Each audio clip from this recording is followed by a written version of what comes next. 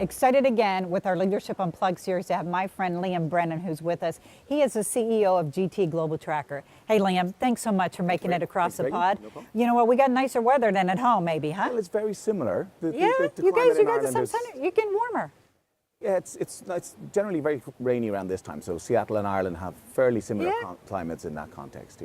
Very good. All right, tell me a little bit about, you came in and did a bit of a disruption with, GT Global Tracker. Yeah. What was it that you saw that, because you're from this industry, Sure. what did you see that we might have missed that, gave you this opportunity to say, I can do better? Yeah.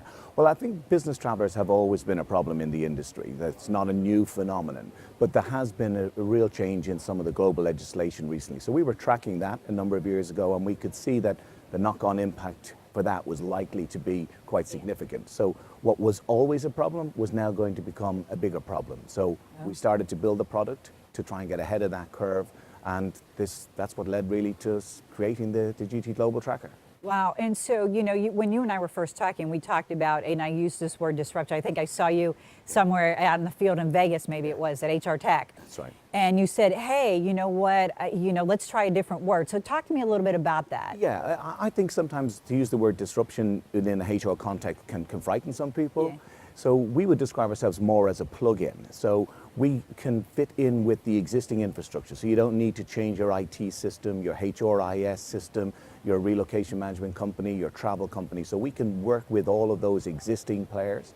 So we're not really going to disrupt that ecosystem. We would rather just plug into it and provide analysis of the data that's already floating around in those companies. Within that, so you're saying, hey, you know what, we can be an adjunct and sort of go on your existing platform. So talk about, though, in this space, sort of the experience where we're hearing a lot about bleisure. Yes. Right? So we talked about, okay, hey, you got this mobility and extended business traveler, and now you have bleisure.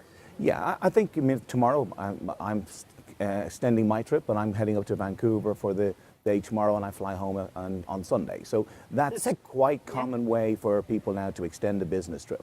Unfortunately, some of the legislation means it's your days of presence that count towards some of your liabilities. So the combination of both work and leisure is in fact leading to some increased time spent in countries, which helps you trigger those thresholds for tax and immigration issues. And that's what we help companies to monitor and manage those issues. So you actually include those in the days, so you have a capability of knowing, hey, here's where we are in total. Yes, indeed. And when you hit, most people have the mythical 183 83 days as being the problem day. But most countries really are at 30 days are starting to question whether you should be paying tax in that jurisdiction. And corporates are now fair game. There's a political will now to tax corporates a little bit more because the citizens have paid quite significant taxes. So really business travelers are an easy target for those type of regulatory authorities. So combining business and pleasure adds to more days, which potentially could put you into a taxation situation. Yeah, so you've got that challenge. All right, so you live on the other side of the pond. I live in Dublin in Ireland, yes. All right, but not too far from you is this country, the UK and this whole thing that's going on with England, this Brexit.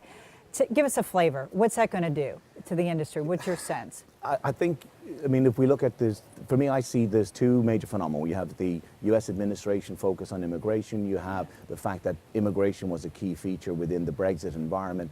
And that's blinding people, I think, to some of the economic realities of what's going to happen during Brexit. So again, what we're going to just see is increased administration, increased form filling, increased visa applications. It's going to affect, I've been in the Irish market, it's our biggest customer. So, is that right? Which is why the Irish border situation is a big part of the issue at the moment, because we have the peace situation, but we also have the fact that this is our biggest market. Yeah. So we're going to be affected quite significantly, and the rest of Europe will as well. But I think in terms of really understanding what's going to happen, does anybody really know at this point in time? I don't think even the UK government know what they want. So. What they're going to do. It is this time of sort of transitional change everywhere in the geopolitical uncertainty and, what's going to be the definition of an employee in the future. All this sort of, everything that you're talking about. And, I think the big thing for us is to sort of keep our heads up and keep trucking, right? Yeah, exactly. And, we talk about mobile employees, and all of these phenomena are going to increase mobile employees. And that's what we're here to help employers manage that situation. So I suppose inadvertently it's a good thing for us in that context. yeah, that is because true, It right? forces people to look at making sure they're compliant, make sure they've got the right paperwork, whereas quite often in the past a lot of business travel would have been let's just go Yeah. and we'll deal with it then. Yeah. Whereas now even the more maverick business travelers are asking, make sure they have the correct visa, the correct work permit for the type of work that they're carrying out. So coming back to the global tracker, that's an inadvertent side effect for us, which is positive. Which is very positive. Sounds like nothing but blue skies for you. Thank you so Absolutely. much, Liam, for Thank being you very with much, me. Peggy. Thank you.